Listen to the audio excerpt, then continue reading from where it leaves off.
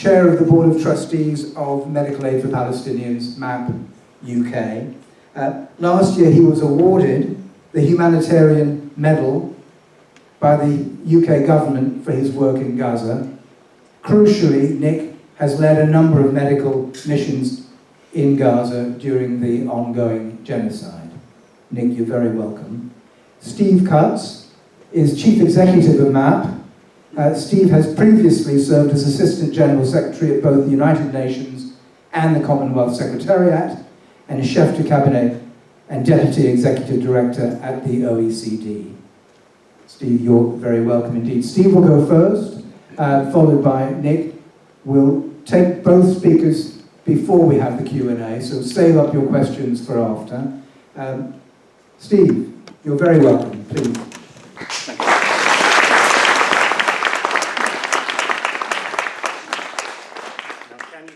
Okay, or do I need to use? I think you probably will need to. Do you want use the microphone? To hold this? Yeah, that's fine. Thanks. This is a brand new presentation, so I'm going to have to use my notes, otherwise it could get a bit awkward. But first of all, thank you so much for inviting us here today. It's an absolute pleasure to be with you. You heard that I've had a very lucky career. I've been Assistant Secretary General of the UN, the Commonwealth, Deputy Executive Director at the OECD, and various other roles. And yet I can promise you I have never been as proud in my life as I am to lead Medical Aid for Palestinians. This is an extraordinary organisation. I'm not going to be able to do it justice, but I'm going to try to explain just why it's such a wonderful organisation. I'll give some of the obvious things at first. So to start with, just to let you know, we're actually, our work mission is of course to work for the health and dignity of Palestinians. We've been around for actually 42 years. We work in Gaza and we've worked throughout the genocide. Nick will mainly cover Gaza tonight, but I'll say just a few words. But in addition, we're working in the West Bank and we're working in the refugee camps across Lebanon, the Palestinian refugee camps. Our job is to strengthen the local health systems. We also campaign for Palestinians' rights to healthcare and dignity. And we're actually, at the moment, getting around £50 million a year, which is extraordinary. And that actually comes from the generosity largely of individuals, members of the public, regular givers, one-off givers, people who leave us money, but also increasingly the United Nations has been funding the work of MAP. And I think that's a testament as to the quality of our work and the impact that we're having. So I'm not going to spend much time on these issues. What MAP does, we work across an array of areas there. We work across medical care, that encompasses emergency preparedness and response, capacity building, provision of medical supplies and equipment, public health, communicable diseases, including water, sanitation and hygiene, which we call WASH, and rehabilitation facilities. Nutrition, that was new for us. We didn't work in nutrition before, but given what happened in Gaza, it became absolutely essential with the starvation that was imposed on the Palestinians in Gaza.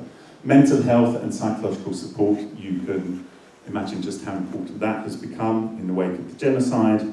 Protection, including against gender-based violence and promotion of women's empowerment. Again, sadly, that work has become much, much more important. And we don't just work with the women, we also work with the men to try to prevent it happening in the future. And then we also work on disability, which sadly is, of course, with all the injured, limb loss, etc., vitally important work. And women and child health as well, which is a really major area of our work. So I want to talk a little bit more about how I honestly believe MAP is unique. There are lots of organisations that are helping in Palestine. I think what makes us different is that I always think of us as a Palestinian organisation. And if you talk to Ambassador Zomlot, the Palestinian ambassador to the UK, he always says, we think of you as a Palestinian organisation. Everyone we have working in Gaza, West Bank and Lebanon, a few exceptions in Lebanon, which I'll explain, they're all Palestinian. I consider that I and everybody in London, and we call ourselves the support office, not the headquarters, I consider that we all work for our three wonderful women directors in West Bank, Lebanon and Gaza, as well as their staff. Because they're the ones we're here to support. And we don't have it, not having international staff, unlike other organisations, has a benefit of giving us some resilience, which I will explain. It also means that we're able to give much more of our money directly to the programs and to the on-the-ground delivery, which is so important. When people give money to MAP, they want to know that it's going into Palestine and into Lebanon, and with us, that is the case. The other thing I've just mentioned, I said we support the public health system. Unless there is a lack of provision, we don't seek to establish our own clinics, hospitals, and what have you. We want to support the public health system. We want to see the resilience and the development of a Palestinian-led health system in all the places where we work. And then the other thing I say here is that we stay. What do I mean by we stay? When the genocide started, we ramped up, I think, more quickly than anybody. When northern Gaza in 2024 was just absolutely decimated, most international organisations withdrew their staff. We stayed. When Israel collapsed the ceasefire, the first ceasefire after Trump was elected, and they collapsed it, I think it was around April 2025, we stayed. And now, even though the Israelis are trying to stop organisations like MAP from working, we are staying and we will remain working for the Palestinians. I think the last thing I would say on that is, of course, we also, and Nick is with us and he'll tell you, we led the first emergency medical team into Gaza after the beginning of the genocide. So I like to think of us as we were first in and never out.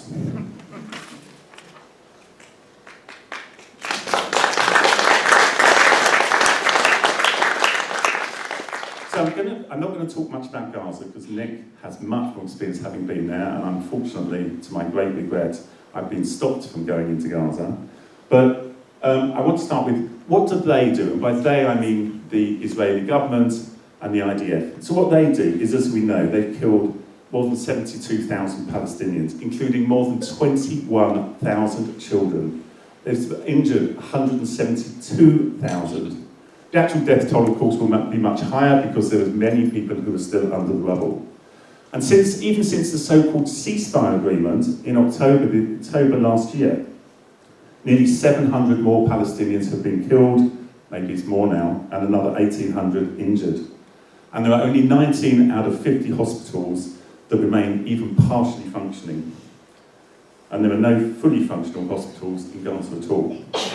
The thing I would say about that is, yes, the genocide has slowed down, but a slow genocide is still a genocide. Today, I'm hearing from my colleagues that apart from the appalling sanitary conditions and the environmental crisis, there are rats everywhere. And people living in tents now finding children being bitten by these rats. They're terrified about the oncoming summer because with all the bodies continuing to rot under the rubble, disease is going to be rife. It's a miserable situation. We know that food remains very much in short supply. So while the starvation isn't at the height, the prices are astronomical. We were told that in March, inflation reached 305% compared to what it was like for pre-October 2023. There are cooking gas shortages, and 1 in 2 families are using unsafe waste burning for cooking at the moment, which again just adds to the health problems that we're going to see. 58% of Gaza remains under Israeli military control, and civilians, as we know, are shot when they go into the off-limit zones, which often even aren't clearly marked. Infrastructure is destroyed, including housing, hospital and water systems, and northern Gaza remains virtually uninhabitable. And also, of course, the aid commitments that were made in the ceasefire remain unmet. This is what we do in Gaza. So, despite that devastation, we've continued throughout the genocide to deliver hope. And in the last year, we've supported nearly 1 million Palestinians, and that's been MAP's largest humanitarian response ever. And most of our work has been in Gaza. In Gaza, we've been restoring hospitals, reopening clinics, providing maternity and neonatal care, even in the north. Our Solidarity Polyclinic in central Gaza treats more than 500 people every single day, and we deliver thousands of litres of clean water to displacement camps. The work we're doing is absolutely vital. These are just a couple of pictures of other places. This was the Al Hospital before and after. Oh no, that one's gone actually, that picture was changed, I'm sorry. So it's construction of the mental health clinic in NASA Hospital, and also this is us working on the limb reconstruction project, just to give a flavour of some of the things we do. You'll hear much more from Nick on that. So West Bank, I want to talk about West Bank next. So what do they do in the West Bank? What we've seen, of course, have been intensified military assaults. Israel has almost used the cover of doing genocide, of undertaking genocide in Gaza, to then expand its operations in the West Bank. Intensified military assaults, mass arrests, increased settler violence. We've seen a systematic annexation strategy, which isn't just isolated incidents. The healthcare system has been under attack. Ambulances have been raided, patients and staff have been detained, full obstruction, and settler violence, as I said, now at record levels. Since October 23, Israeli forces and settlers have killed at least, in fact, more than 1,000 Palestinians in the West Bank, including East Jerusalem. And that includes 213 children. And children, according to OCHA, said, have made up a quarter of all the Palestinians killed by Israeli forces. This is not accidental. So, we also saw last year one of the most emotionally enriching times usually for the Palestinians in the West Bank is the olive season, when they actually harvest the olives. Last year this was blighted across the West Bank as the Israeli settlers stole the olives, committed violence, stopped the Palestinians picking the olives, and again, all of this violence was done with complete impunity. And this is getting worse and worse. Israel today has 700,000 settlers living in, I think it's 250 illegal settlements in occupied East Jerusalem and Area C. And last week, Israel announced they were going to approve another 34 new settlements. And as you can see from the left there, just 18% of the West Bank is under pure Palestinian control, and the vast majority is under exclusive Israeli control. I visited the West Bank in the autumn of 2024, and this is the refugee camp. This is just on the outskirts of the refugee camp, Jenin, before it was bulldozed by Israel and all the refugees expelled. I'm going to read you something I wrote at the time, which I actually recorded in a diary and we did publish. So this is words I said at the time. Just a week before my visit to the Jenin refugee camp, there had been an Israeli military incursion, which is code for a mass terrorization of the community, with bombing, drones and soldiers shooting Palestinians, the bulldozing of roads and widespread destruction of shops, businesses and residential properties. Saddest of all, I was taken to a new cemetery, which is this one, you can see on the left, the final resting place for those killed over the past year. Among the scores of graves were many very small plots reserved for the children, so tragically and unforgivably killed. I was shown the grave, it's the one on the right, of one small 8-year-old boy, recently shot dead, I was told, while just riding his bicycle by a woman IDF soldier. I quietly wept. It's all in West Bank. So what we do is we deliver supplies to hospitals, we run mobile clinics, to communities, we provide mental health support for women and children, including those forcibly driven from their homes, and all of the other services we mentioned before. The picture on the left is a place from the place called the Spafford Centre, which is in East Jerusalem, which we're very proud to be a partner of the Spafford Centre. This week it celebrated its 100th birthday, which was extraordinary.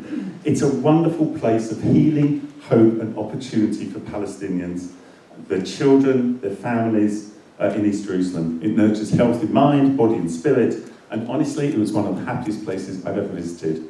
An extraordinary place amongst all the horrific maltreatment of the Palestinians in East Jerusalem.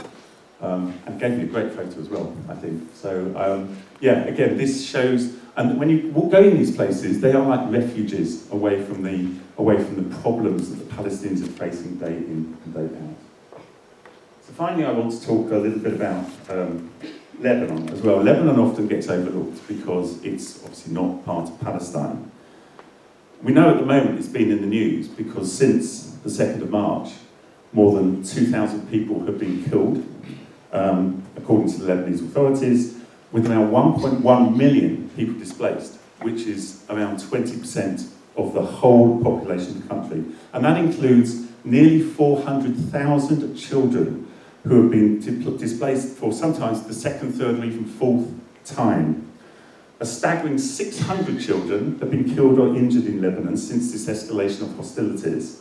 And across the country, there have been 87 attacks on healthcare, and which have killed 52 health workers and injured 126 others. Even without the war, and I think you can see here, the standard of living for Palestinians in these refugee camps, they're grim places. They're really, really awful. And the sad thing is that the young children who we see, who have such life and vigour and curiosity and fun playing with each other, you know they're going to have lives blighted by lack of opportunity and poverty, because Israel denies them their right to return to the homes that were taken from them and the communities that were so destroyed. So what do? We in MAP, I think, do some extraordinary things. So this is a community centre run by our local partner, Solidarity Association, where we run psychosocial support activities for children and their caregivers, and we give a limited space which supports a huge number of children every day to take part in these activities. And this is the only safe place in the whole camp where the children can play, and that's what we try to provide. So again, we do some extraordinary things. And then at the top right there, you'll see me with one of our teams of midwives, who Nick also met recently. These are not Palestinians. These are the only people we have in West Bank, Gaza and Lebanon who are not Palestinians. They're not Palestinians because Palestinians are banned from becoming midwives. They're banned from so many roles within Lebanon. So these are Lebanese women. They are extraordinary people. They either live or they work around the Palestinian refugee camps, meeting the needs that UNRWA just can't afford to do. They make multiple home visits. They make sure that the pregnant women are looked after throughout their pregnancy, and then, of course, afterwards, making sure that the newborns are properly looked after, properly fed and parented well. Amongst all of the most negative things we see about humanity taking place, which Israel is perpetrating, I think these represent the absolute best in humanity, and they're an extraordinary group of people. We have 3 teams of them now within Lebanon, and they just do the most amazing work, the most incredible people to meet. So I'm not going to dwell on this. Again, it's an impact slide, just to tell you what it is we do. As you said, we nearly 2 million services we deliver to Palestinians in Gaza in 2025, comprising almost 1 million people. Psycho support services, nearly 250,000, and nearly 100,000 emergency case services provided in the West Bank. These are just an example of the work and the impact that we have. It does come at a cost. There is a cost to being a hero, and I do think, by the way, I work with heroes. I think the people we have serving in Palestine and in Lebanon, they are absolutely heroes. They put their lives on the line. They always want to be dedicated to doing it. But we know what happened. 1,700 healthcare workers and 589 aid workers were killed by Israel. MAP staff lost so many of their relatives. I would write, every time a MAP member of staff lost a relative, or lost sometimes many relatives in one go in a bombing, I would write them a personal message of condolence. And I would always say to them, be kind to yourself. Give yourself a few days to grieve, spend time with your families. Invariably, they'd write back to me and say, thank you so much for your message, Steve, but we're not going to leave our duty. We're going to carry on working. It's too important. And I think that's the measure of the people who are working with MAP. And then, as I said, many of them, in fact, most of them, have had their property destroyed. But the good news is, and this is something else I'm really proud about with MAP, and I'm sort of thank Nick and the trustees because they support us 100% in this, we are very good to our people in MAP. We invest in their well-being, their mental health support. We provide support, financial support above their salaries whenever needed. If the prices are a spike high, we will give a grant to them to meet so they can carry on feeding themselves and their families. We provide housing support for those whose properties have been destroyed, and we also provide guarantees with some of the threats to MAP that are given to MAP by Israel, but we will continue to employ them even if Israel succeeds, which they won't, in actually stopping us working. So I'm not going to talk too much, but many of you, someone was asking me this evening, what about this threat of deregistration that has been happening, there's been so much in the news about. And Israel doesn't want an organisation like MAP to exist. And of course they say it's about security and it's administrative and this, that and the other. This is really an effort to shrink the humanitarian space. Israel does not want organisations like MAP, like Oxfam, like Save the Children working there, because we come out telling the truth about what goes on. And Nick is a prime exponent of that. They want organisations that don't criticise them, they want organisations to just relieve them of their burden of looking after the Palestinians. So we are under threat. In fact, we have been de facto deregistered since about September last year. And what difference has it made to MAP? Just about none. And the reason is because all their people are Palestinians. They wrote to us and said, you have to remove all your international staff. We had 130 staff in Gaza. We removed 2, because we only had 2, and they were consultants.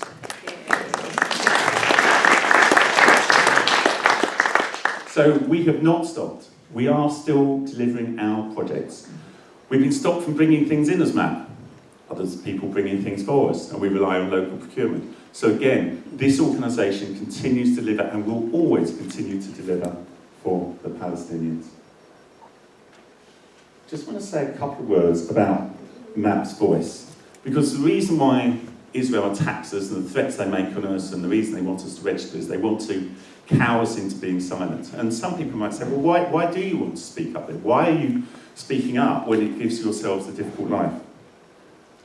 It's actually core to our mission to amplify the voices of Palestinians and to speak out against injustice perpetrated against them and the things that are stopping them enjoying their rights to healthcare and to dignity. And we need to remember that healthcare in Palestine isn't just being shaped by medical need, it's shaped by political conditions, namely an oppressive occupation accompanied by the most extreme violence, and of course in Gaza, even up to the point of being a genocide. So we have to tackle, just like any doctor will tell you, you're better off tackling the causes of ill health rather than just the symptoms, treating the symptoms. We have to tackle the causes of the poor health of Palestinians, and the biggest cause is, of course, the occupation and the violence perpetrated against them by Israel. So we absolutely advocate for their rights, the Palestinians, and we demand justice and accountability. I think the other thing I'd mention is, under international law, the people who are actually obliged to meet the healthcare needs, and for that matter, the nutritional needs, the shelter needs, and other needs, educational needs of the occupied people is Israel. Israel is the occupying power, is supposed to do that. So if we don't speak up and we go in and help, all we're actually doing, in one way, is actually saving the Israeli government, which is not the reason why people give to organisations like that. So we think it's absolutely our duty to speak up, to pay testament to what's happened. And of course, as a UK charity, we're also not shy in condemning successive UK governments for their complicity with Israel. And that goes back...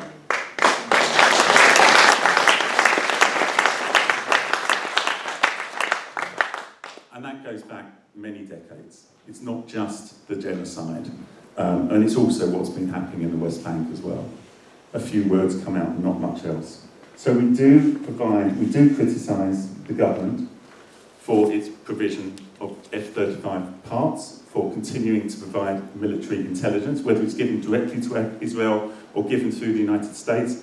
And we do criticise them for their pathetic, mealy-mouthed, performative statements, occasionally condemning Israel in the meekest terms possible while taking no action whatsoever to pressure Israel into stopping their actions against Palestinians.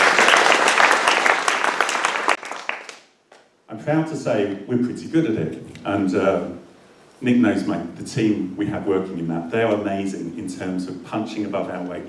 In the last month, we have been featured in all of these media outlets, just in the last month. Talking mainly about Lebanon, but also still talking about what's going on in Palestine as well. And it's important. Because if we don't speak up, all you get are the voices of mainstream media. Now, I'm picking on the BBC in this, but it is true that the BBC has been the most shameful, biased reporter throughout the last 2.5 years, amplifying Israeli views and absolutely silencing the views of Palestinians and their case. So we have to bear witness about what really has been going on. Testimony about what's really happening in Gaza is absolutely vital, especially when you see this. This, by the way, is, I'm just trying to remember who this is, from the Centre for Media Monitoring. And again, I'm not going to ask you to read it all, but you can see the absolute bias that massacre was applied 18 times more frequently to Israeli victims than Palestinian victims. I remember there were 34 times more Palestinian victims than there were Israeli victims. It's just extraordinary. And again, you see the amount of times, and Nick can tell you about the way in which every time someone mentioned the word genocide, they seek to shut you up. And Nick, I'm sure, will talk about his own experiences there. So someone has to speak up for the Palestinians. And we do see it as absolutely a vital part of our job. And the other thing we do is we also, it's not just the bottom up, because ultimately, as I said before, this genocide and the behaviour of Israel is not going to change unless you change political minds at the top. And that comes from getting grounds full of people, which I think is brilliant you're all here today to hear and support Palestine and to be pro-Palestinian, because it's those voices that then force pressure on them. We also do top-down as well. We in MAP, we have good relationships with very senior people, very senior officials within the British government and elsewhere, and within the United Nations and what have you. And so we also try and be very top-down in terms of trying to persuade them. And we have some success, but nowhere near enough. It's not quick enough, which is why it's important that all of us stay engaged with this. The news might move on from Gaza. We can never move on from Gaza until there is true justice and accountability for what happened there.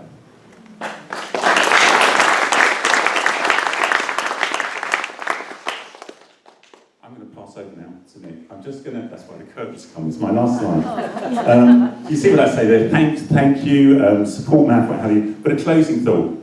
Humanitarian work is not sustained by moments, but by relationships, by consistency, by courage, by people who choose again and again to care. MAP is very proud to stand in that tradition, and we will continue to save lives, to protect dignity, and to stand for the right to health for Palestinians. Thank you very much.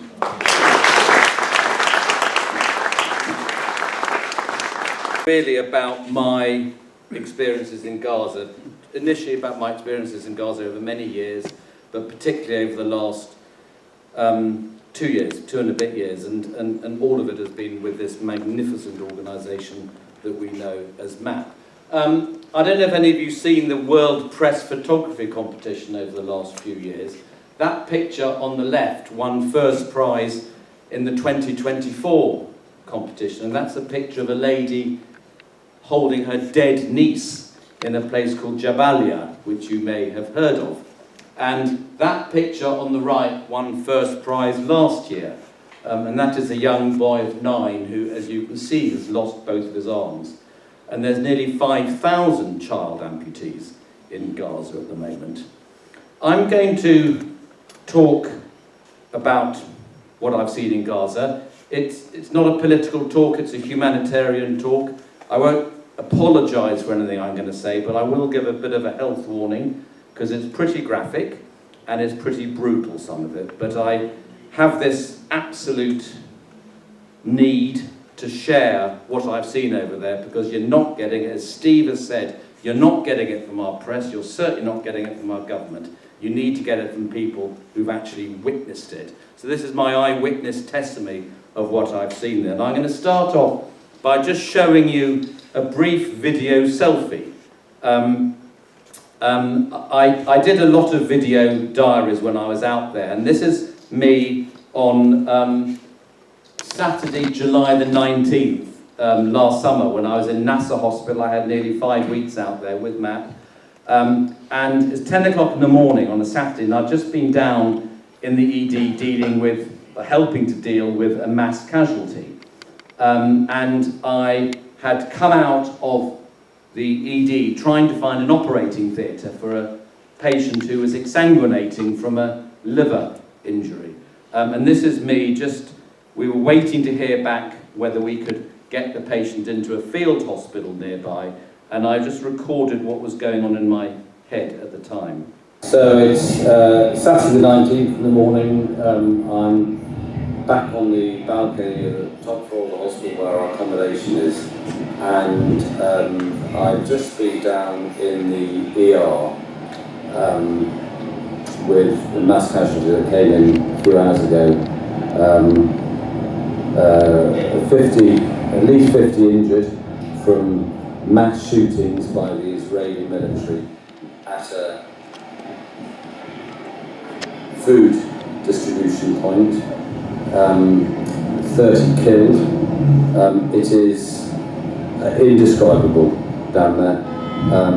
Dead bodies lying on the floor, dead bodies being removed by their families. In the resuscitation area there was a young man, I guess in his 20s, intubated, being ventilated, but with half his face and forehead blown away and missing. So it's impossible to imagine he will survive. We were seeing someone who needs an immediate laparotomy for gunshot wounds to his abdomen involving the liver. He certainly got bowel perforations as well, shattered right over the liver. The operating theatres are all absolutely full at the moment with emergency operations. So we're trying to see whether we can get him moved to a field hospital for immediate surgery, but the prospects are not looking good, so he may just have to wait. And clearly, every minute he waits, his risk of dying escalates. Looking around me in the resuscitation room, there were young teenage boys lying on the ground with bullet wounds. There wasn't a particular pattern today. It all seems to be a mixture of head, chest and abdomen. The floor is covered in blood. People having chest drains being put in, lying on the ground. Words cannot describe what I have just seen. I couldn't take any photos or videos. The tension levels are so high that it would have been totally inappropriate. But I've just come back up here. We're trying to work out how we can do this in urgent laparotomy. And leaving the ER, coming through the waiting area, to get to the staircase to come up here again, at least 4 families walked past me with dead bodies of their children. Awful. Just indescribably awful. So we had days like that every day, and sometimes nights as well. Multiple mass casualties all the time. Just a few words about what Gaza used to be like, because the Gazan friends that Steve and I have want people to know what Gaza was like before, what a beautiful place it is. It's a very small country, it's 25 miles long. There used to be a Gaza marathon many years ago. It was the most densely populated country in the world, bar none.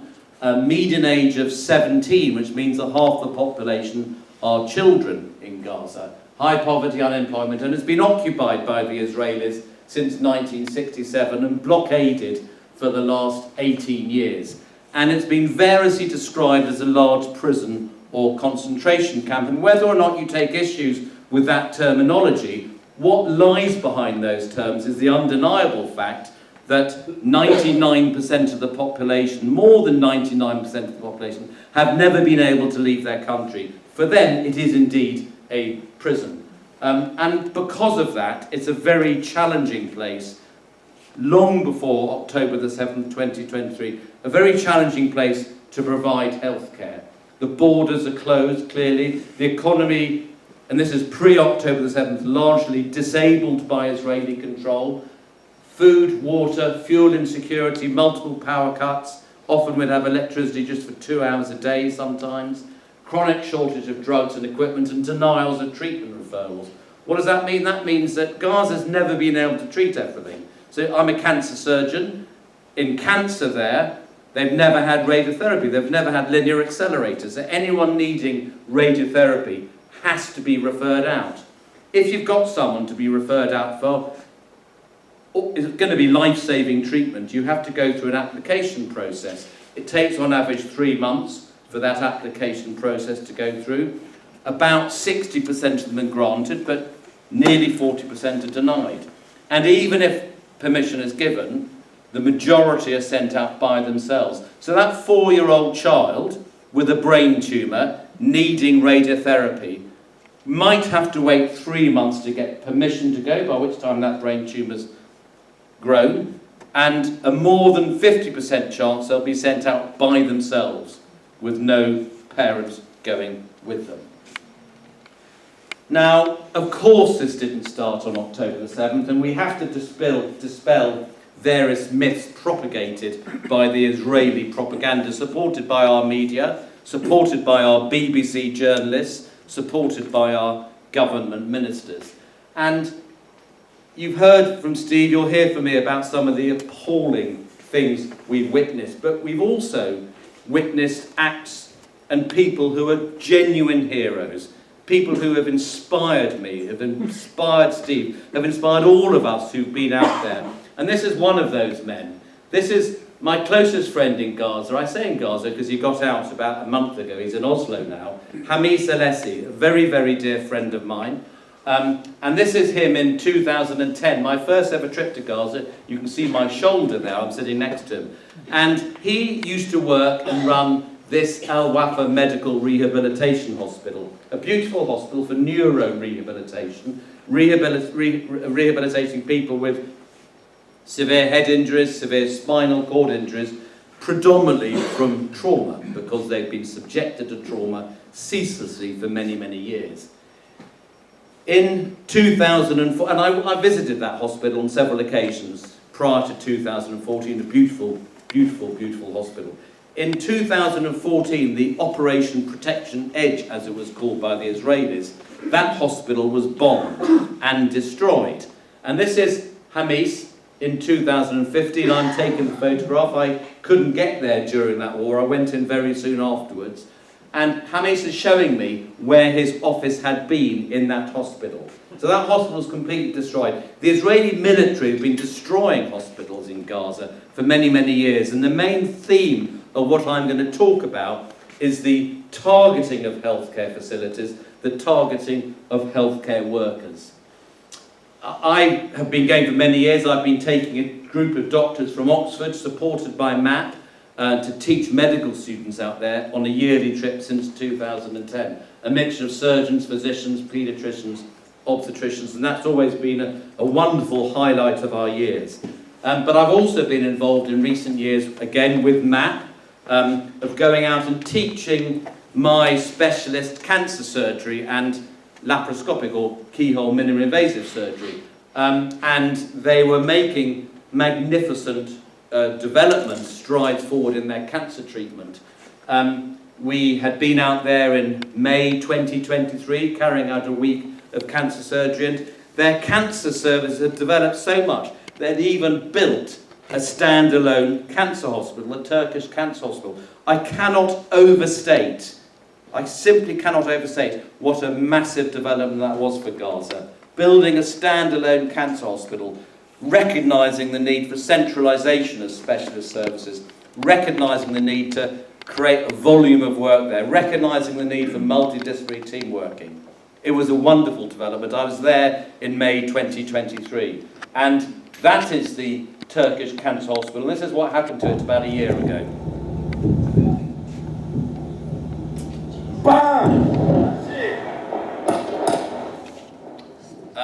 Every single hospital has been targeted in Gaza, many destroyed.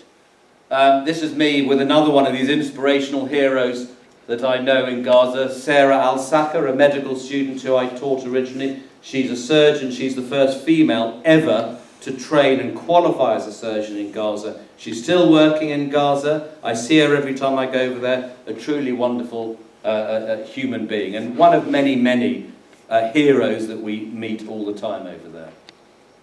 So, events of October the 7th, the appalling events of October the 7th, and Gaza has been irreversibly damaged and almost destroyed. I'm not going to give you too many facts and figures. This is now, today is day, well no, this was taken from the United Nations OCHA website on April the 8th, 10 days ago. At that time it was day 914 since the events of October the 7th, and the official death toll according to the United Nations, figures from the Ministry of Health in Gaza, is 72,315 people killed. At the bottom of this slide is a paper from the Lancet journal, which has written some really terrific articles over the last 2 years. They have analysed all the deaths and estimated that the deaths directly due to trauma have been underestimated by as much as 50%. So almost certainly the number of people who've been killed by the trauma, and these are bodies that have been discovered, is about 100,000. There are many, many thousands, including friends of mine, people who stayed in my house in Oxford, people whose bodies are buried under the rubble and are not part of those figures. So this is a gross underestimate.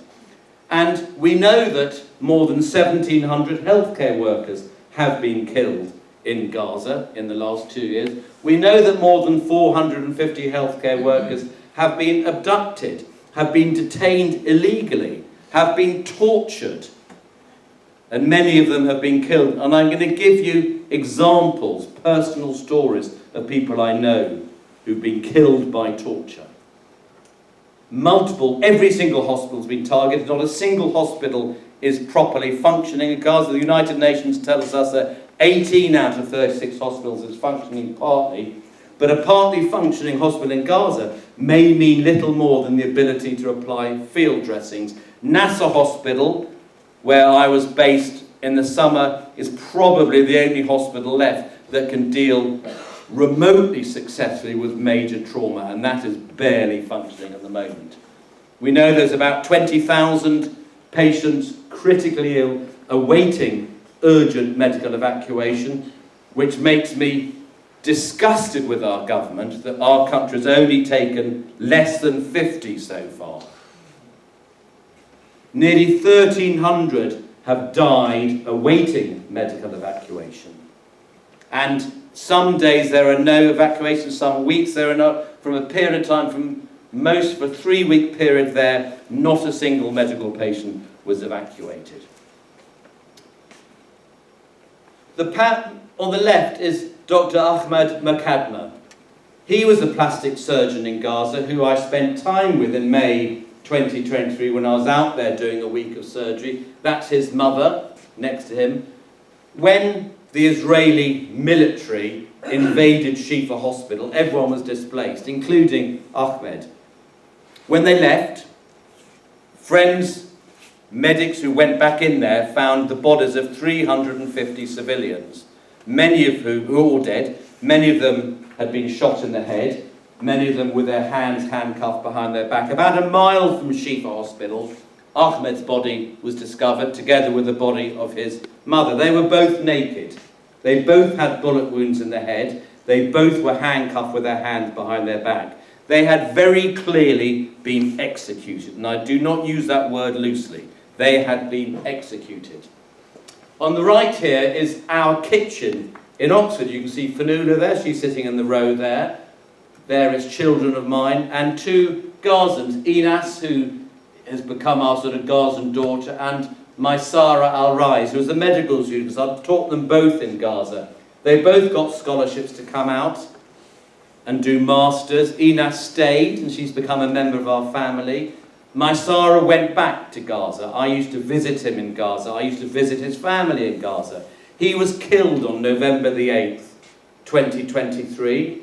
He was in his house with his parents and his 2 sisters. His 2 brothers had gone out. His new wife had gone out.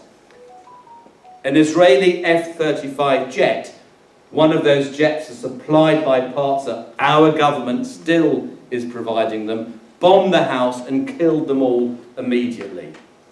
Maysara's brothers got back, spent the next 48 hours searching through the rubble for the bodies of their loved ones.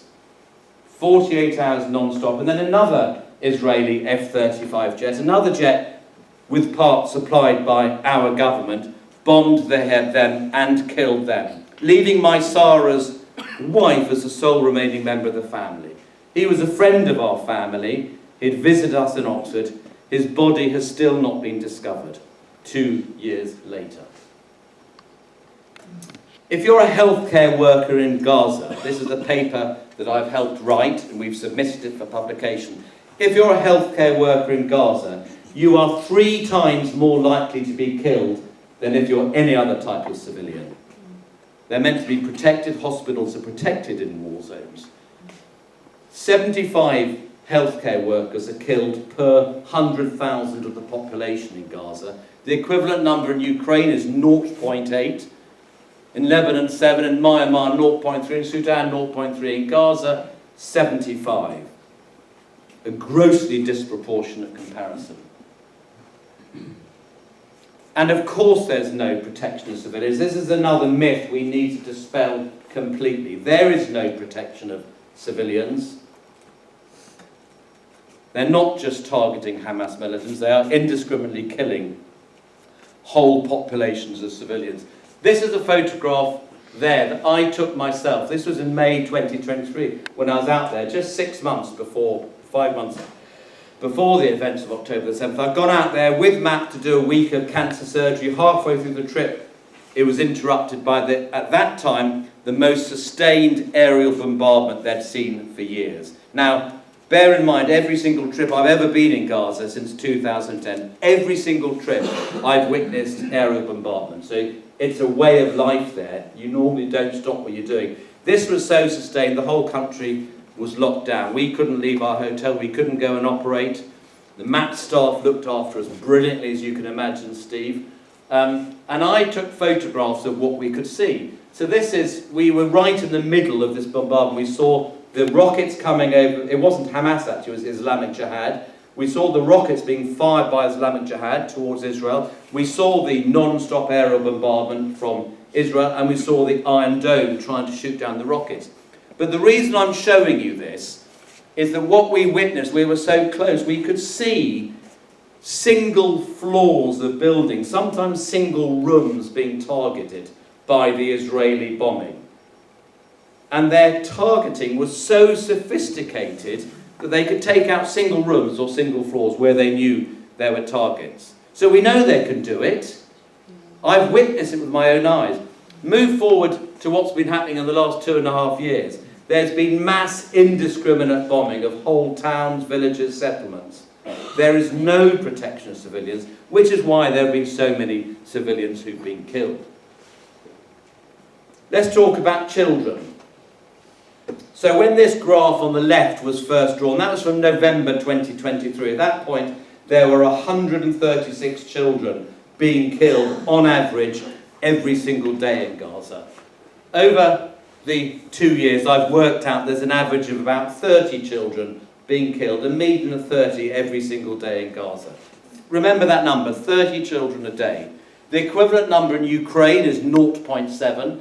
In the Iraq war, 0.6, Yemen 1.5, Afghanistan 2, Syria 3, Gaza 30 children per day. On March the 18th last year, when the ceasefire that we had then was broken by Israel, there are 174 children killed in one 24-hour period. More than 40,000 children have lost one or both parents. There are nearly 5,000 child amputees. Those of us that have worked out there use this acronym WCNSF, which we label children with: wounded child, no surviving family. We didn't know their names. All we could do was label them like that. There have been more children killed in Gaza in the last 2 years than in all the conflicts in the world put together in the last 5 years. This has been, as many have described it, a war against children. This was a typical scene from the operating theatre. This was the patient I operated on there. He had multiple explosive injuries from shrapnel, and most of the injuries we saw were from these fragmentation missiles, which was the chosen missile used by the Israeli Air Force. These are bombs which consist of thousands of pieces of very small metal, which destroy everything they pass. We didn't see patients who had been within 200 metres of those bombs because they were all killed. We saw those who were several hundred metres away. And these thousands of pieces of shrapnel caused the most appalling damage. Invisible pieces of white-hot metal tearing through the body, through the chest, through the abdomen. Weapons very, very clearly designed to cause the maximum amount of tissue destruction. And we saw bombs like that every single day. That's me there, that's my very, very great friend Kala Dawas, who was out there with me. Debbie, who's a friend from Oxford as well. This is a typical scene from the emergency rooms. This is what the scene was like in that video selfie I showed at the beginning. This is a compilation of Nasser Hospital and Al-Aqsa Hospital, the two main hospitals I've worked in Gaza. And I don't need to describe it, you can see the sheer horrors that we used to witness there. This is a day which I will never forget, is imprinted on my memory. January 2024, my first trip to Gaza post-October the 7th. As Steve said, I was immensely privileged to be in the very first EMT that went into Gaza after October the 7th, led by MAP. And this was a day when I'd been operating on a trauma. We were called down to the emergency department because there was yet another mass casualty. And it was chaos. There were dead bodies, just like I described earlier, dead bodies lying outside ED. The whole of the floor was covered with wounded patients. The triage process, the ability to prioritise the emergencies had collapsed because there were so many victims. And the first thing I saw when I went in there was this bundle of blankets there, and there was a little 6-year-old boy. I found out later his name was Allah. A 6-year-old boy. He'd been abandoned. His parents had been killed by the bomb that blew him up. And indeed, he and his sister Aya were the only survivors from that family. He hadn't been triaged. No one had seen him. He'd been dumped on the floor by the paramedics, and he was barely breathing. And the first thing I saw when I took the blanket off him was a big hole in the right side of his chest. His lung was damaged. His lung had collapsed. He was sucking air in. And for non-medics, that is a very, very rapidly fatal condition unless you treat it. So we picked him up, we took him into the resuscitation room of Al-Aqsa Emergency Department, and that's where we are there. That's me there. We're putting a chest drain into his chest to try and save his life. When we got in there were 4 patients in. There was only one trolley in the resuscitation room, and that child there was lying on the trolley.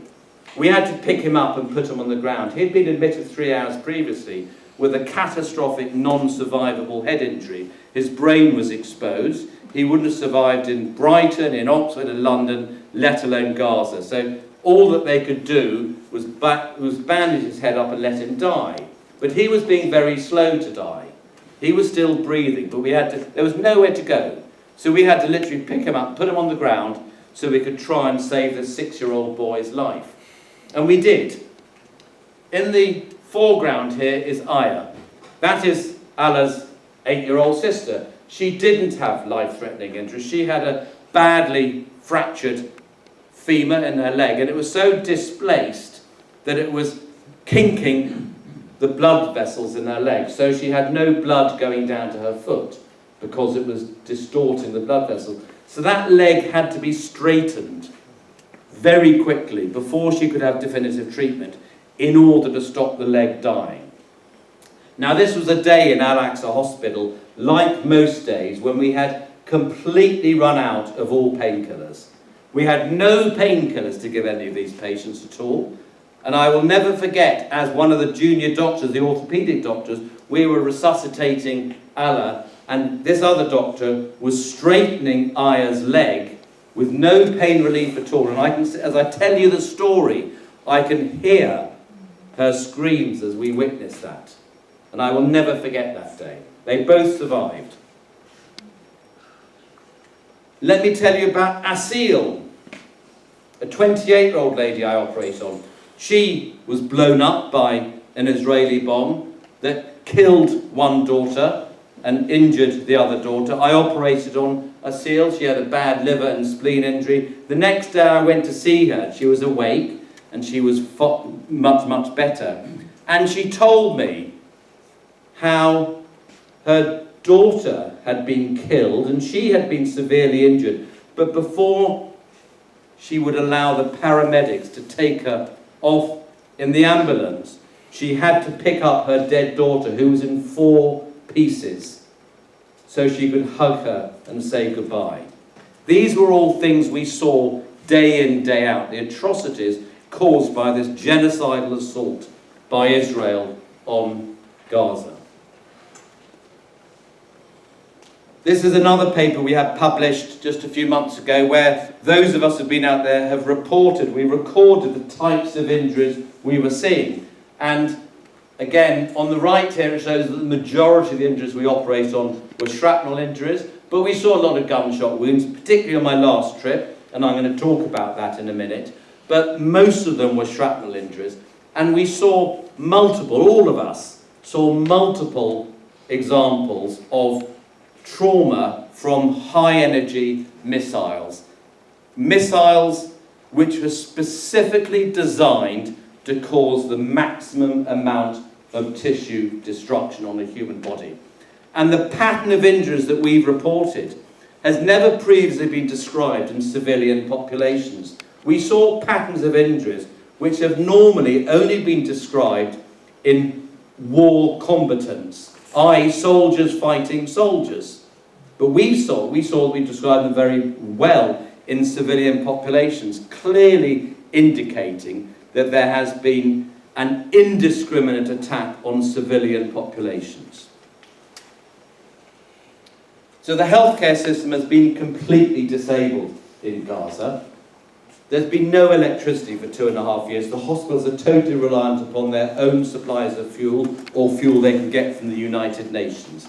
And when the fuel runs out, there is no power in those hospitals. When there's no power in the hospitals, the ventilators don't work. So patients on the ventilators die. When there's no fuel in the hospital, the incubators don't get any power. So babies who are on the incubators, when the fuel runs out, will die. And you may remember a story from about 18 months ago of Al Nasser Pediatric Hospital in Gaza City. When the Israeli military invaded it, they kicked out all the Gazan healthcare workers. And they said as they left, there are 6 babies in the neonatal unit. You've got to look after them. They went back there 3 weeks later when the Israeli soldiers had left, and they went to the neonatal unit, and those 6 babies were still there, dead, their bodies rotting because they'd been abandoned by the Israeli soldiers there. And there are many other examples of neonates, small babies, dying like that. No drugs, often no painkillers. Most days we didn't have painkillers. No blood products, often running out of surgical gloves, so surgeons having to wash gloves in between operations. I had one 2-week period when we had no sterile drapes at all for the operating theatre. We couldn't create a sterile field to operate on these patients, or we struggled to. Often no gauze running out. But the surgeons there, the healthcare staff there, I learned a huge amount. I'm not a trauma surgeon, I'm a very subspecialised cancer surgeon. Their ability to carry out emergency damage control surgery was unsurpassed. Just brilliant. We provided a lot of input to the more complex injuries, so we had a great symbiotic relationship. But I learned a lot about how to deal with various things there. The triage was outstanding, because they were doing it all the time. Their sense, their appreciation of futility.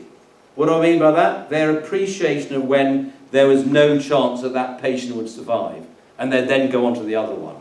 Difficult decisions, but they were brilliant at doing that. I learned a lot about resuscitation. You know about resuscitation, ABC, airway, breathing, circulation. They've defined it there as CABC, catastrophic hemorrhage. People exsanguinating within minutes, how to deal with that before you go to the airway and the breathing and circulation. But there were very variable outcomes. Often patients got to us very late because the Israeli military wouldn't let the victims be evacuated. So we got people 2 days after they'd been bombed. Appalling infections we saw. a lot of tissue loss, particularly on the limbs, but often losing abdominal wall or chest wall from the injuries, and of course terrible resource constraints. Hospitals have been deliberately targeted. This hospital on the left is Shifa Hospital, an iconic hospital in Gaza, a place I've visited on many, many occasions. I've worked there, I've operated in that hospital. It's built in 1947, older than the State of Israel, the main trauma centre, the main everything in Gaza. That's what it looked like a few months ago. Completely destroyed by the Israeli military. They're now working a bit in Shifa Hospital. This is Nasser Hospital there. That's the 4th floor of Nasser Hospital.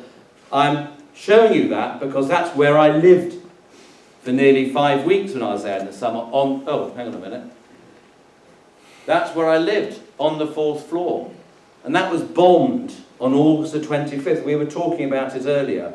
It was bombed on August the 25th. I'd left Gaza just a few weeks previous to that.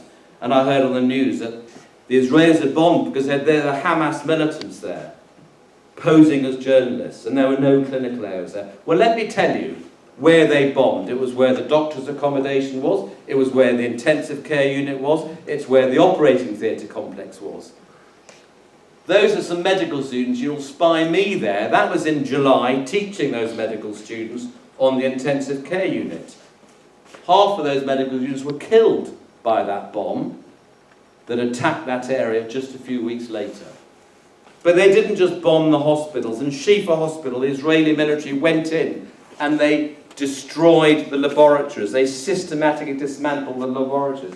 They went into the radiology department, destroyed the scanners. They cut the cables off the portable ultrasound scanners so they can never be used again. They destroyed every single dialysis machine so that patients' kidney failure couldn't be treated. They disabled the hospital to make sure they could not be used as hospitals again. Every single thing I'm describing to you is a war crime. You may remember the film called Medics Under Fire. It was shown on Channel 4, it's on Catch Up. I've written BBC there because it was commissioned by the BBC, but as we heard from Steve, they behaved appallingly. They were too cowardly to show this film. And this described the killing and the detention and the torture, the murder of healthcare workers in Gaza. And it's based on this document called Healthcare Workers, a group called Healthcare Workers Watch, who you can Google that, you can read that document online. It was put together by people I've known very, very well. And they took vast numbers of testimonies. I took some of those testimonies, video testimonies, audio testimonies, and it details the systematic torture and abuse of Palestinian detainees in Israeli prisons. Some of these people were people I knew. And multiple examples of specific targeting of male genitalia in the male detainees. Multiple examples of Israeli healthcare workers neglecting, cooperating, and in some circumstances contributing to the torture of these detainees. One of them was this man here, Dr. Adnan Albers, an orthopaedic surgeon I knew. I was with him in May 2023. And shortly before he was abducted, he was interviewed and he said that being a doctor practicing medicine in Gaza has become a crime. And the penalty for saving people's lives has become detention and being tortured to death. And shortly after he said that, he was indeed abducted by the Israeli military. He was taken to an Israeli prison. He was tortured and he was killed under torture. His body still hasn't been returned. A persistent Sky investigative journalist interviewed fellow detainees in the prison, interviewed some prison guards there, and has detailed the exact mode of torture of this man for the last 2 weeks of his life.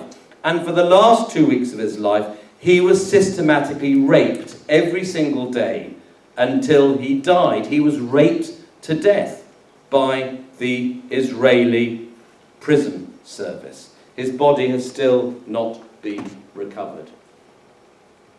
And this document, which you can see online, I can't read these things out, it's too distressing, but they describe all the different forms of torture that have been heavily evidenced, and I've contributed to this evidence.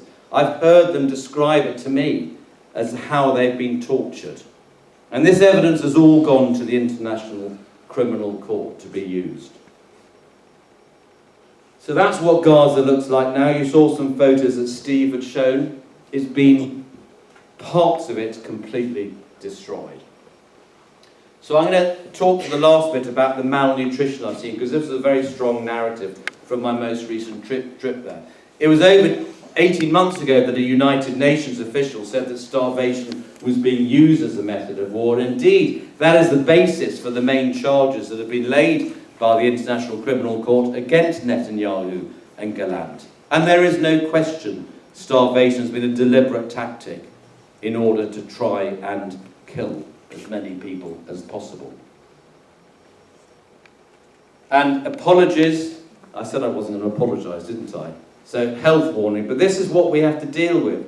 Malnutrition is not just about losing weight, it's about your tissues not healing, your wounds not healing, everything breaking down. When you repair the liver, the pancreas, the stomach, the duodenum, the esophagus, all these things, the repairs break down because you're immunosuppressed. None of the tissues heal. You get these terrible leakages of body content, and they die.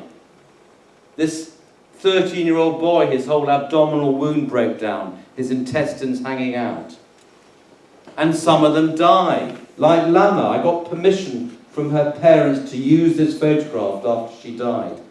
And these are two patients, Tala, who was 16, Lam, who was 18, on my second trip to Gaza a year and a half ago. They both died under my care. I'd operated on them. They both had explosive injuries. They both had reasonably straightforward to treat bowel injuries. All things being equal, they would have had a 97-98% chance of surviving. But they both came in profoundly malnourished. They both had bowel injuries. We had no nutrition to give them in the hospital. And they both got terrible complications. They both died under my care. We couldn't save their lives. Unnecessary deaths. Died as a result of the deliberate tactic of Israel to withhold nutritional support and food going into Gaza. This was Lama's abdominal wound. This girl here, you can see how swollen she is from the malnutrition. That was a stoma we produced. This was the shrapnel entry site. That's her wound and drains. She had liquid feces coming out of all those holes, all her wounds. She was lying for the last few days of her life, just lying in a pool of liquid feces. And we couldn't do anything about it.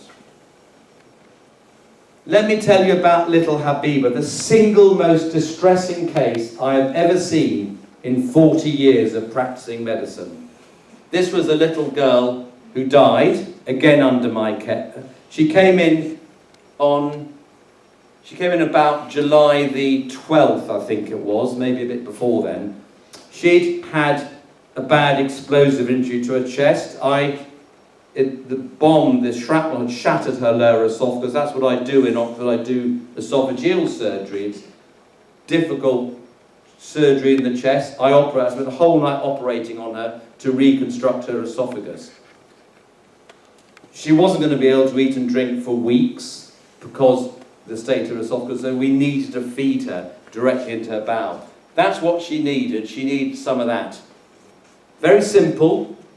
Feed that goes straight into the bowel. We use it all the time. There was none of that available. We eventually found some after 2 weeks, by which time she'd developed something called refeeding syndrome. We couldn't feed her. She died 4 weeks later. She died after I got back to Oxford. I'd left Gaza, a preventable death, because there was nothing to feed her with. And I cried when they phoned me up from Gaza to say that she had died, this poor little girl. Zainab was 7 months old. She wasn't my patient, I'm not a paediatrician, but when I used to go and visit Habiba in the intensive care unit, I used to see this little girl with her mother, and I used to talk to the mother. Her mother had never been able to breastfeed Zainab because she was so malnourished herself she couldn't produce any breast milk. So Zainab had to be fed. She was too weak to swallow, so she was fed via a tube in her nose. But what she needed was that. She needed formula feed. You've all heard of formula feed. She needed formula feed, but there wasn't any formula feed in Nassau Hospital at all. So all they could give her was dextrose, sugar water basically, no nutritional value at all. And she died 2 weeks into my stay there. She died exclusively of malnutrition. There's nothing else wrong with her. She was starved to death. And what made that so bad, so much worse, if you can imagine it being much worse, is that 4 days before she died, some American doctors came in to join the MAP team in Nassau Hospital, and they knew there was a shortage of this feed, so they packed their bags with containers of formula feed for babies like Zainab, for other babies. And at the border, we all get our luggage searched by the Israelis. At the border, the Israelis searched luggage. They took out every single container of formula feed. They didn't take anything else away. They took just the bottles of formula feed. Now, they say they take away anything that can be used as a weapon. I've been trying to wrap my brain how formula feed can be used as a weapon. I can only think of one purpose, which is to feed babies. So they withdrew that food. They took it out knowing that it was going to kill people. We had many successes. This is another Habiba Mark II, who is 13. She's 14 now. She came in with a severe explosive injury. She had no recordable blood pressure. She had no pulse when she came in. The shrapnel had transected her inferior vena cava, which is the largest vein in the abdomen that goes back to the heart.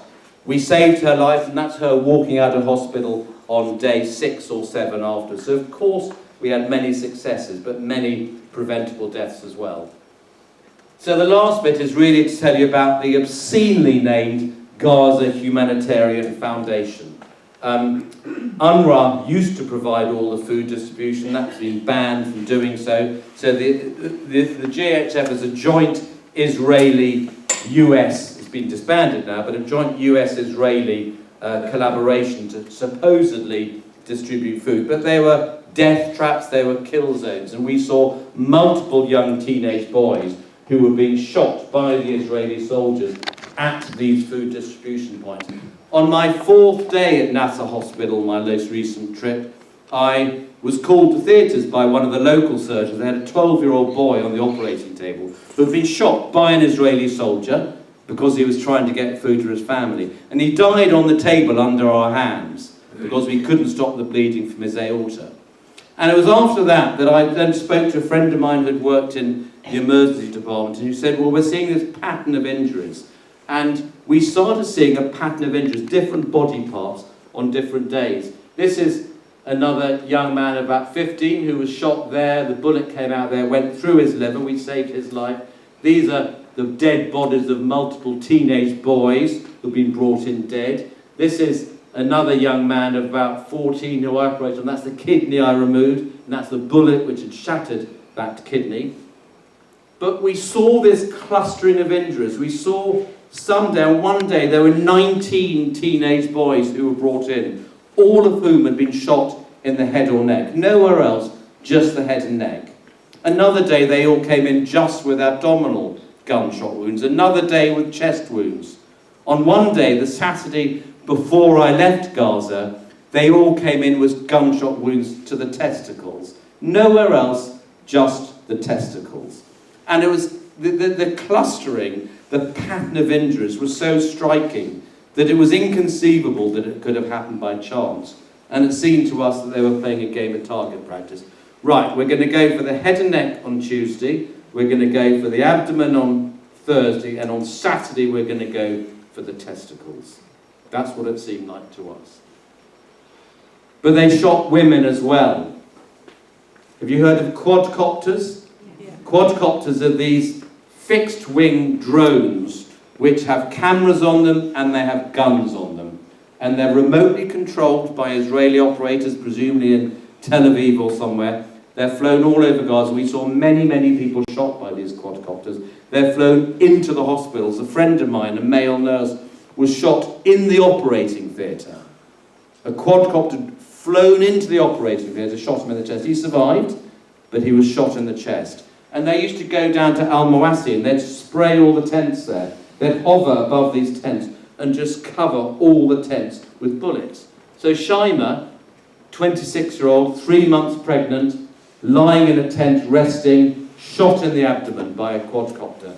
This is the bullet I removed from her. It missed her pregnant uterus. The baby survived, but we had to take out about 2 or 3 feet of bowel. That's the bullet that caused the damage. Malak, 28 years old, breastfeeding her 7-month-old son, shot whilst in the tent, survived. Again, that's the bullet we removed from her. So, the final couple of slides, we heard about that death toll directly from trauma of probably about 100,000. That excludes all those who were buried under the rubble. But what about the excess deaths? What about the people who die of cancer, or kidney disease, or liver disease, or strokes, or heart attacks, or infections that can't be treated out there? The Lancet, back in July 2024, estimated that there's probably about 186,000 excess deaths. They upgraded that in December 24 to 220,000. In July last year, they upgraded that to 350,000. I've heard people say there may be up to 700,000. I don't know what the true figure is, but it's many hundreds of thousands have died of excess death because those diseases are not being treated. So this has all been shown to our politicians. Many of us who've been there have met our senior politicians both here, and I've been to the States and shown it to politicians over there. I've shown them photographs of babies with bullets in their head. I've shown them photographs of babies missing arms or burnt to death. I've sat in front of them and shown them these photographs, and it's all been ignored. And we've written to our respective governments. These are some of the things we've written. One American surgeon wrote, "Gaza was the first time I held a baby's brains in my hand." The first of many. This one at the bottom here, every single one of us who contributed the letters had witnessed, sometimes on multiple occasions, pre-teen children who had been shot in the head or the chest or the abdomen. These are not collateral damage. These are deliberate shootings. We know that the UN Commission has declared it a genocide. Of course this is a genocide. I've witnessed war crimes every single day I've been out there. But it's been ignored by our government. Our government hasn't used the word genocide. Our media doesn't. And Gaza's been failed fundamentally by our media, fundamentally by our government, and indeed by all our institutions, by our academic institutions, by our medical institutions, by our General Medical Council. If you haven't read it, I would urge you to read this book, Complicit. It is a fantastic book by Peter Oborne, a journalist who describes heavily evidence with all the evidence of how our government and our media has been complicit in this genocide. It's essential reading, in my view. And the Lancet, that magnificent medical journal, at the end of last year, on their front page, said most medical and surgical societies have remained silent, and staying silent whilst pretending to be neutral is complicity. And you can apply that to far more than medical journals and medical societies. All our institutions have been complicit in this genocide. So since the ceasefire, it's not a ceasefire, Israel has violated the ceasefire more than 1,600 times. 766 Gazans have been killed, as the update that we get from MAP most days. More than 100 children have been killed. Some children died of hypothermia during the winter. Not enough aid has gone in. Nothing like enough aid has been going in. Many of the tents are uninhabitable. Most drugs are in very short supply. As we heard from Steve, more than 30 NGOs have been banned from sending emergency teams into Gaza now, including MAP. And yet we're hearing nothing about this. The need for activism, the need for advocacy has never, ever been greater. So what can you do? You can all do something. You can spread the word. You can tell people what you've heard from Steve and me tonight. You can open people's eyes. You can open people's ears. You can march. You can go on vigils. You can donate to MAP. All of that. And every single one of us, whether we're journalists, whether we're politicians, whether we're sitting in a hall in Brighton, we will all be defined by how we have reacted to events in Gaza. And many, many, many will be found to have been lacking. We're on the wrong side of history. This is us holding regular vigils outside the hospital in Oxford, organised by our students and some of our dietitians. Our medical director refused us permission to hold the vigil in the hospital. They didn't want to offend other employees in the hospital. Appalling. So what did we do? Well, we held it on the main entrance outside, which was very, very counterproductive because we got far more people coming past with loud hailers telling them why we were there. I think they regretted stopping us then. This is Fanula marching. She marches much more than me. So I've learned a lot. I've got one slide just to talk about some of the emotions that I've gone through and what many have experienced being in Gaza.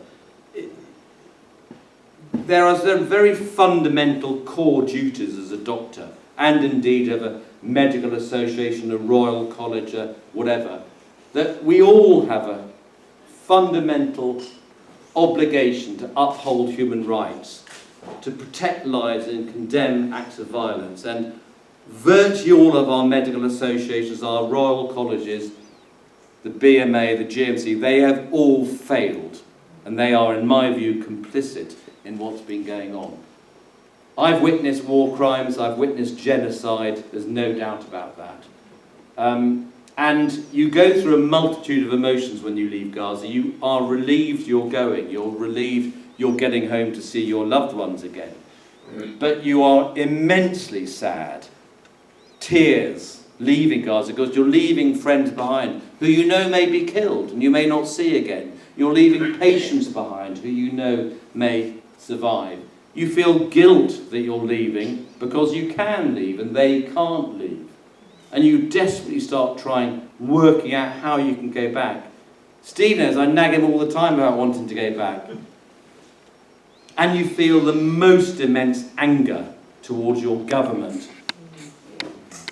who I hold in utter contempt about their complicity. And this is my last little selfie video. And this is as I was leaving Nasser Hospital. I just left to say goodbye to my MAP friends and everything else. And this is just what was going through my mind at the time. We're back at the guest house early on Tuesday morning. They had to evacuate the other guest house, so they've got 6 families now living in this place. We're just here to transfer luggage into another car. We're going to the Opera guest house. Huge emotions leaving Nasser Hospital. Very emotional saying goodbye. I feel very emotional now, actually. I don't know what to say really. Very emotional saying goodbye to everyone. Tears. God willing, I'll see them all again. I can't wait to get home, but terribly sad to leave here. Terribly sad to leave my friends, my patients. Oh God, anyway. Crazy emotions, they really are. Anyway. So I'm going to leave you with pictures of some of the spectacular heroes who I have grown to love in Gaza. People who work for MAP, doctors I work with. Mahmoud works with MAP, Yasser. They put their lives on the line to look after people I need. When we had gunmen in the hospital, on the corridor outside where we were, they were the ones barricading the door. They were the ones every single day of their lives put their lives on the line. They are heroes. And yes, we've seen the worst that humanity can come up with over the last 2 years, but we've also seen the very, very best that humanity. And MAP really symbolises that, the staff who work for MAP. That is Mohammed Oka, a surgeon I worked with, a truly inspirational young man as well. And you can see there some grapes. Now, we had nearly 5 weeks there, no protein at all. We had 1 bowl of rice a day. I lost 7 kilograms. I know my relatives said I needed to, which is probably true, but I lost 7 kilograms with 1 bowl of rice. On 3 occasions we had lentils, otherwise it was rice. On my last night, Mohammed, we'd been operating until about midnight, and he came back to the rooms at about 1 o'clock and said, "Come over here, Dr. Nick, come over here." And he had something in his hand. We snuck out onto the balcony, and he said, "Don't tell the others." So we snuck out on the balcony, and he'd found some grapes. I have no idea where he got them from. I have no idea much he paid for them, but we very naughtily stayed out there by ourselves and polished off this whole packet of grapes. They were delicious. That is the QR code for MAP. MAP is a truly wonderful, inspirational organisation, brilliantly led by Steve over there, but most importantly, brilliantly led by the wonderful Gazans, Lebanese, Palestinians and West Bank. It is wonderful. So please, please donate. And I apologise I've overrun. Thank you.